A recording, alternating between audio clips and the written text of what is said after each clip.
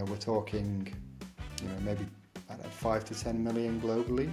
And so that's 2 orders of magnitude over the current number of merchants we have on BTCMap. 1st of July, 2025, we currently have 16,686 merchants accepting Bitcoin. Hello, good morning. Welcome to the Automoon show with my co-host Atanas or Nasco, and today, Hello. And today, a very special guest, Nathan Day from BTCMap. Hello, Nathan. How you doing? Hey, Lance. Hi, guys. How's it going? I'm well. All well. And just before we hit the on button, you were asking me about the Bansko Nomad Fest, because I know you come to Bansko once in a while, at any rate. I saw you there last year, and we had a nice chat. And it was great fun. I'm actually just left Bansko. I'm on the Black Sea coast now, just for a change. So let's kick off, get straight into it. Nathan, as I mentioned, you have built up the wonderful BTCMap, btcmap.org, which actually featured in my recent presentation about the role of Bitcoin for digital nomads at the Nomad Fest as a very useful tool to go out and spread the love, let those sats flow to lots of merchants and people generally accepting. Yeah, no, absolutely. It's absolutely key. And, the more I talk about this, the more we do this, the more I feel that, and I think my last word on the very last slide where I said questions, you're not part of the peaceful revolution unless you spend those sats. And yeah, and I got that peaceful revolution before I think I saw Jack Mallers use it at BTC Prague. I just saw his pitch. So I actually want to kick off with a very quick question, if you don't mind, Nasco. I talked about the growth adoption, but I don't think there's anyone better than yourself to talk about real adoption, i.e. places that are at least accepting Bitcoin. Are you able to give us an indication, Nathan, of how that's going and the progress that's making right now? Yeah, absolutely. It's a real privilege, actually, because we get to wake up every morning and we get I get the data. First thing I do when I wake up, I get a cup of coffee and look at the latest adoption numbers, because they're streaming in constantly. So yeah, we're seeing quite strong adoption. So I'm literally just looking at the dashboard. If you go onto btcmap.org and go onto the dashboard page, you'll see almost live view of adoption. So as we record this, 1st of July, 2025, we currently have 16,686 merchants accepting Bitcoin. And it's not quite a hockey stick, but it is a nice linear graph right now. So we are constantly and relentlessly, actually, over the last 3 years almost, we've been running the service, been adding merchants net. So some of those come off because places go out of business, or they don't accept Bitcoin for whatever reason. And so, that number net is going up despite some of the merchants falling off as well. So yeah, it's like I say, it's a real privilege to see. And I always say there's only two charts that matter in Bitcoin. One is the hash rate, and one is the merchant adoption rate. Any talk of price is one of the least interesting things to me about Bitcoin. Okay, very well said. I have to say, I think we all secretly love the price a bit when it's going up, less when it's sideways and down. But it's a good marketing angle.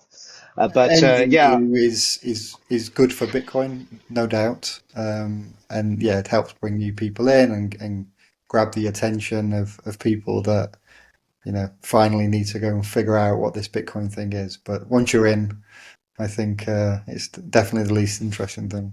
That's right. So drilling down on those stats, Do you find there's any trend in regions? When I say regions, almost very small regions where one person or one venue, a restaurant, accepts and there's a coffee bar opposite, there's another business opposite. Do they tend to encourage each other at all, or is there any pattern there at all? Yeah, absolutely.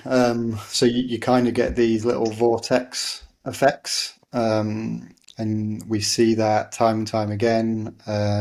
We were talking about Bitcoin Berlin just before we came on air, and they've done an amazing job. I think they're close to 300 merchants now, from a standing start probably 18 months ago. So there's definitely a reinforcing effect. We're seeing that the small town in northern Italy recently started onboarding merchants, and again that has gone quite quickly. So yeah, we see these pockets on an individual sort of per town basis, and they're normally led by one or two locals that have kind of made it their mission to get merchant adoption happening. So not dissimilar to what you guys are doing in Bulgaria and Sofia, more specifically. So yeah, you see those pockets, and then you see wider trends. So we're also tracking numbers on a not just on a community basis, but also on a per country basis as well. So we're seeing really strong adoption at the moment in Brazil, mainly led by two or three of these communities that have really bootstrapped that at kind of at a local level. Um, but yeah, places like Brazil really coming through at the moment. We're seeing quite big growth in Argentina as well. And then in Europe, actually, so here in the UK, historically, it's had terrible merchant adoption. Um, that's really starting to change now. Netherlands, Germany, Czech Republic, with their Quirko integration. So that's kind of like a companion app that helps merchants accept Bitcoin, kind of pay at table type technology. And we're starting to see more and more of those, we call them kind of companion apps, whereby you will have a solution, I don't know, say in Vietnam, or in the case of Kenya with the Tando app, you see these integrations with the local payment technology. So Tando is the M-Pesa, and I think it's Viet QR in Vietnam or something. And so that provides a kind of on-ramp, if you like, to the fiat rails that most merchants already accept. Um, and so although it's not kind of what you might call native acceptance of Bitcoin, as a Bitcoiner, I'm able to go to those places and pay natively with Lightning without requiring, some exchange app or something like that. Um, so yeah, we're seeing quite a bit of adoption of various grades, whether it's kind of a owner-run place with a native Lightning solution or their own node at one end of the spectrum versus some of these companion apps at the other end of the spectrum. But what we try not to get into is, we're not in the business of Bitcoin purity tests. If you can transact natively in Bitcoin at that place, then they're good to be on the map. So have you had the impact of Square accepting Lightning in Not America? yet, because they haven't rolled out. So they announced back at the Vegas conf a few months ago. Um, and actually this morning, I was pinging the guys there to say, how can we best prepare? Because the numbers are insane. They've got 4 million Square terminals in the US alone. So, I mean, I don't know what that turns out to be globally, but, we're talking, maybe 5 to 10 million globally. And so that's two orders of magnitude over the current number of merchants we have on BTCMap. So we're going to have to figure out how we onboard those, because by default, as I understand it, and this was confirmed by Jack Dorsey, is that all of those merchants will be activated by default. So and they will be cashed out in fiat by default. So do nothing, you can accept Bitcoin, you will receive fiat. You can, of course, opt in to not have that fiat conversion. And so, yeah, we're talking to them about how to best display those locations on the map, because, dumping 4 million merchants on a map in the US of a couple of thousand merchants needs some thinking about. Are you planning to work directly with Square on that, let's say, project or that huge update? Yeah, absolutely. Brilliant. One of their suggestions was that they might have a add to BTCMap checkbox on their merchant settings somewhere. And that's kind of a signal to say that the merchant understands that they are accepting Bitcoin. I don't care if the merchant understands if they're accepting Bitcoin. If I can pay in Bitcoin as a Bitcoiner, then I want to know about it. If you're looking at the US map and there's 4 million merchants across the whole country, then that might be not very useful to you. But most people are looking at it on a per town basis, where they are now, where they live, where they're traveling to. And if there's suddenly 50 merchants in, small town America somewhere, and you're a Bitcoiner that lives there, then of course you want to know about that.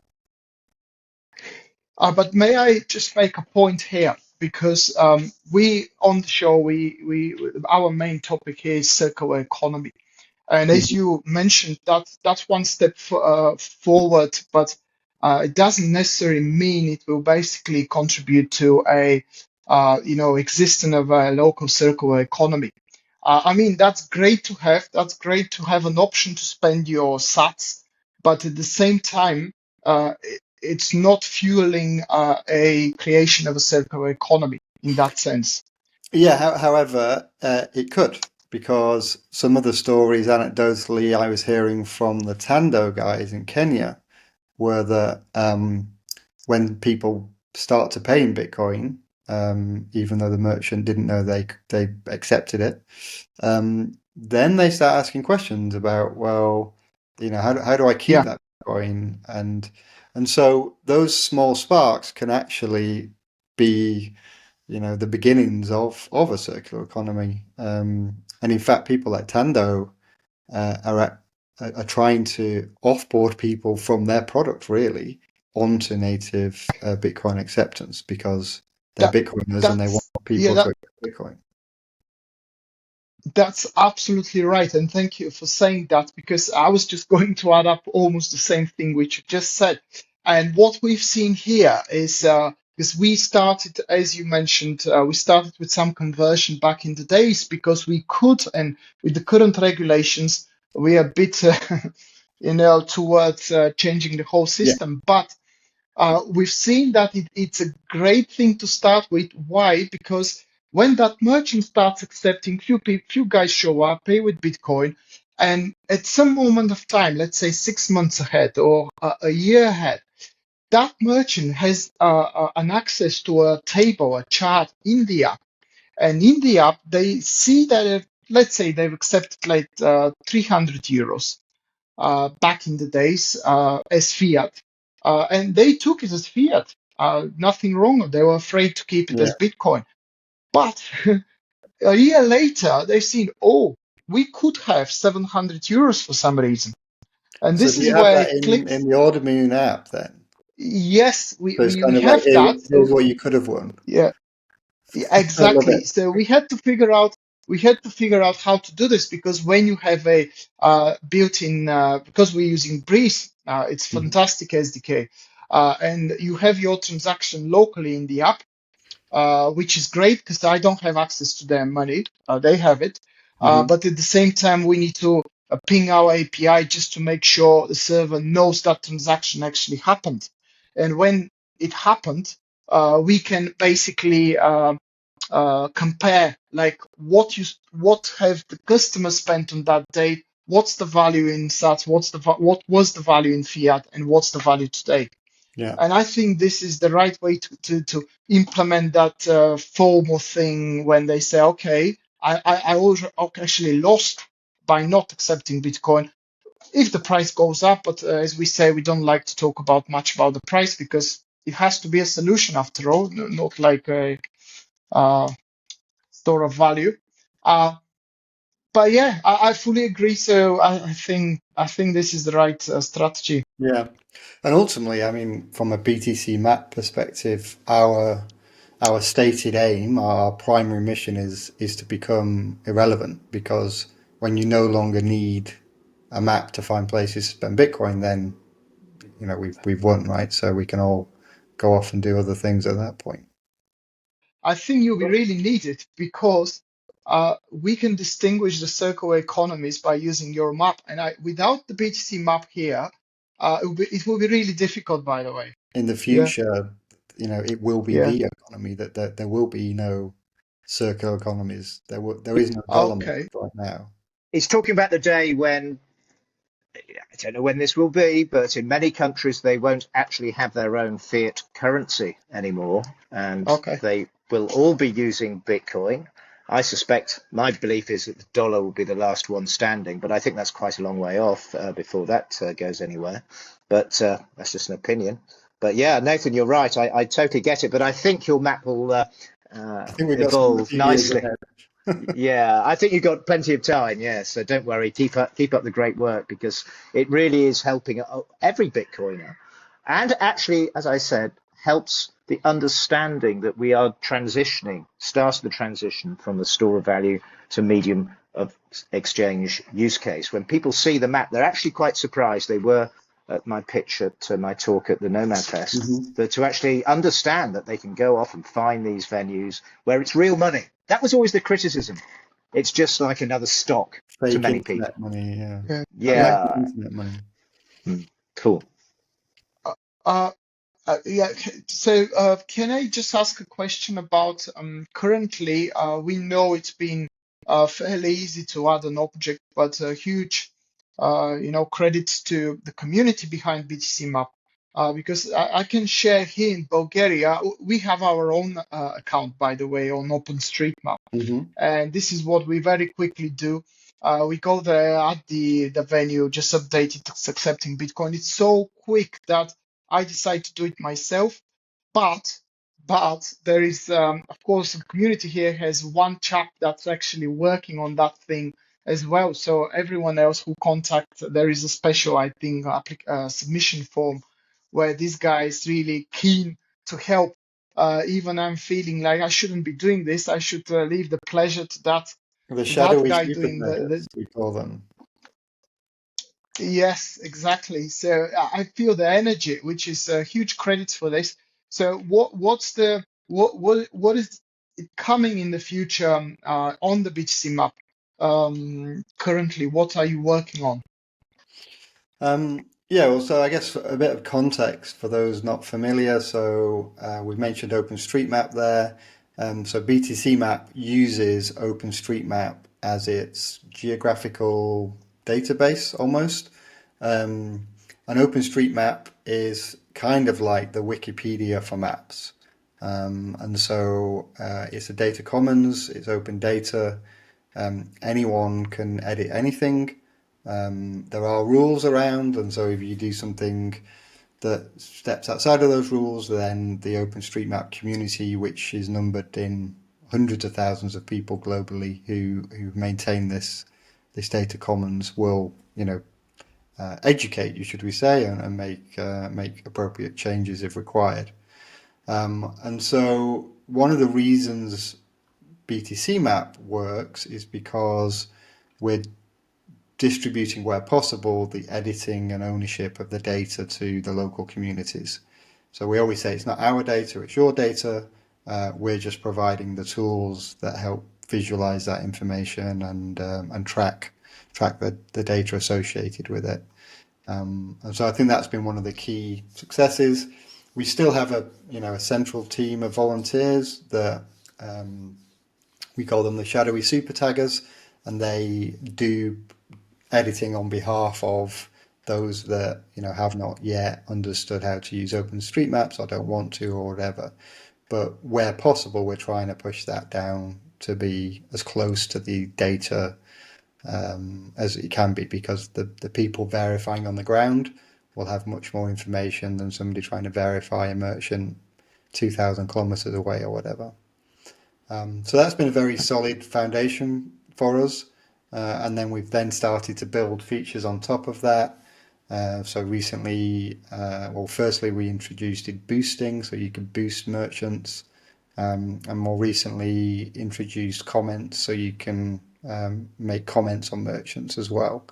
And again, that's all part of trying to find the signal in the noise of lots of merchants. So those that have been boosted or those that have had comments will provide you as a user with more information about where you want to go spend your sats.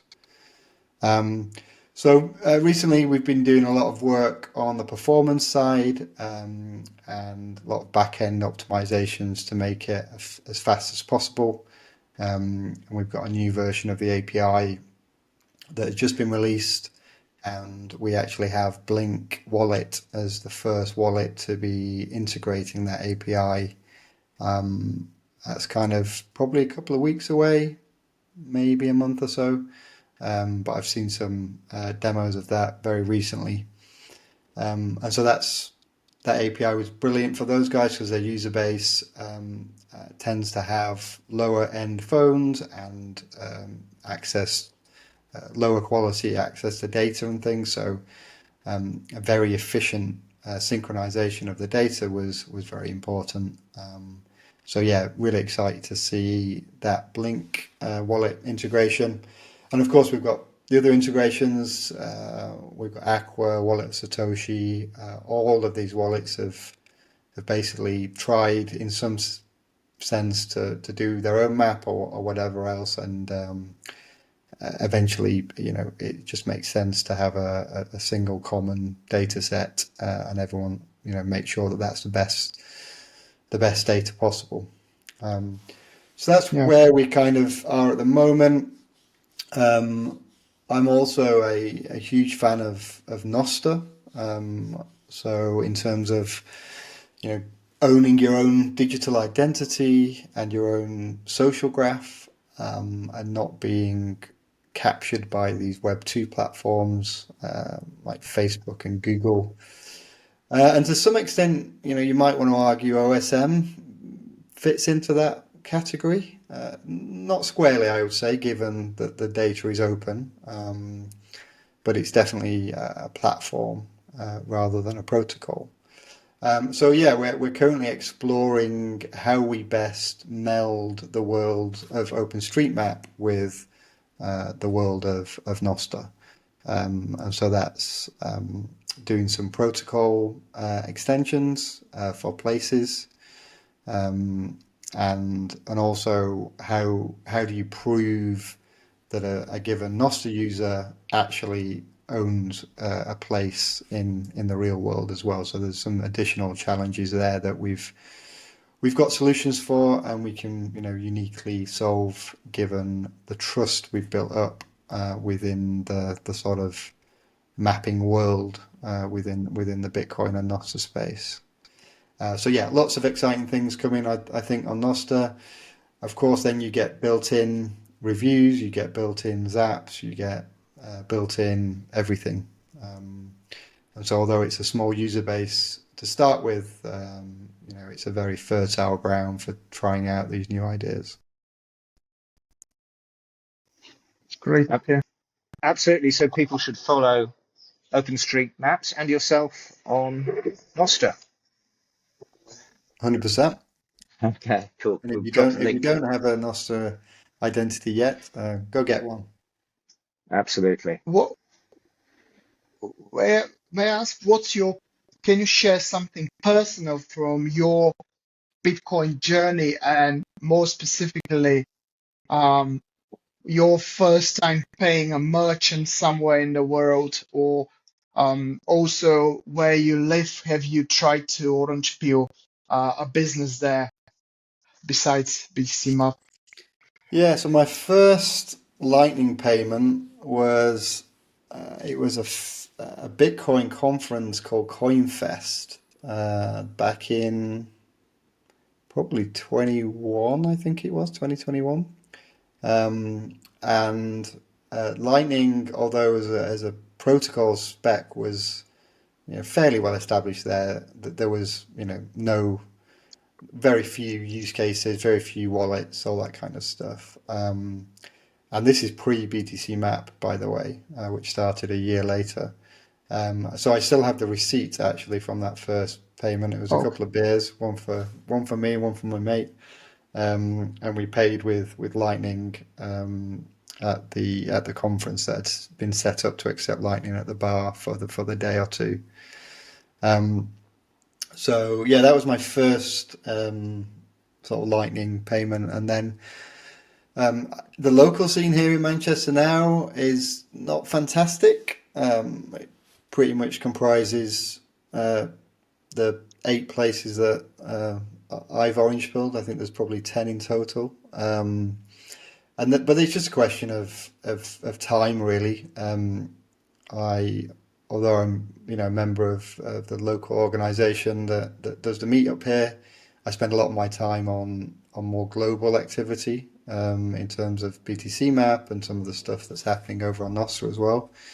And so, yeah, I mean, if I wasn't doing those things, I'd probably be focused on local adoption, but there's only so many hours in the day, and I'll have to leave local yeah. adoption to others. Super. So when you But come back yeah, to Bansko, you'll be pleasantly surprised. I've recently had a little bit of time just before and Excellent. during the Nomad Fest to onboard some more restaurants and coffee places and stuff. So we're getting there. And it's interesting. The euro is coming into Oh effect in dear. Bulgaria on the 1st of January 2026. And it's interesting for me because I hear a lot of stuff about the euro. Much of it's actually, the objections are not really based on truth, to be fair. But I don't think I've heard a single person talk about the digital euro, the CBDC threat, I perceive, or most people, I think, perceive a more surveilled type of currency or euro. But when you explain it, when I try and explain it to Bulgarians, they get it immediately, obviously with the communist era history. I'm beginning to believe that this is going to be a orange pilling little hot button in this part of the world. Well, hopefully, there's a reason that I guess they're not going to a referendum for the euro because I'm not sure most Bulgarians would be voting for it. Possibly, yeah, I think you're probably right. But yeah, it's definitely coming. And I think it actually will, depending on regulations and everything, help Bitcoin adoption. We'll see. Anyhow, Naska, you uh, have a question. yeah, I was going to say everyone to what Nathan just said about his BS. Everyone has in his memory the BS he'll never forget. So probably probably this is the BS you had back, as you said, 2021. Yeah. Hmm. Great. So, yeah, I don't have much else to ask apart from Lance. If you have anything else, I was just curious, like if someone wants to help BTC Map, what are the usual channels you ask anyone to contact you? Yeah, so just head to our website. Everything's on there. So btcmap.org.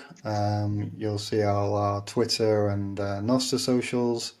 And there is a supporters page. And so you can either support us with your time. So if you're an software engineer, come and help us out build out the new features across mobile and web and backend.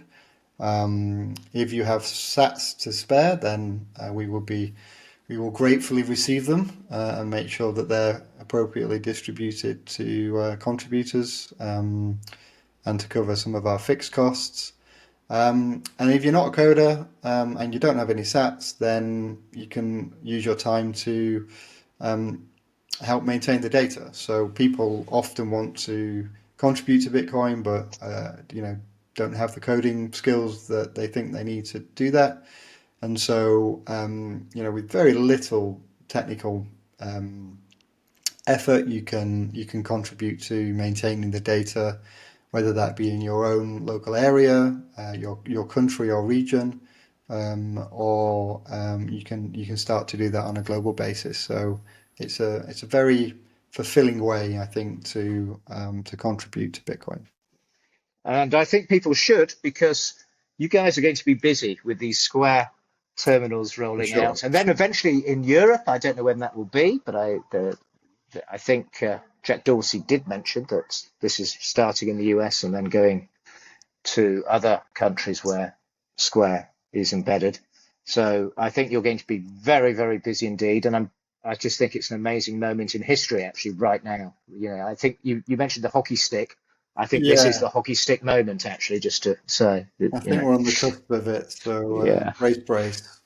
yeah, absolutely. Well, thank you so much for joining us today, Nathan, taking time out of your day. And we look forward to seeing you, chatting, keeping in contact, contributing as much as we can on our Automoon side. And Nasco, any final word from you? No, it was great pleasure because and I'm sure every Bitcoin circular economy around the world is a must place to go. The BTC map is a must tool they have to use. And as we had a chat with Evelyn from Berlin, she had another point that that circular economy there is trying to get as many tourists as possible, of course. And this is what we Hmm. want to achieve in Bulgaria. This is what happens in Arnhem, in Netherlands, and Madeira, of course. And BTC map is the tool you have to use when you travel. And everyone wants to get on board merchants. They must register. They must put the merchants there.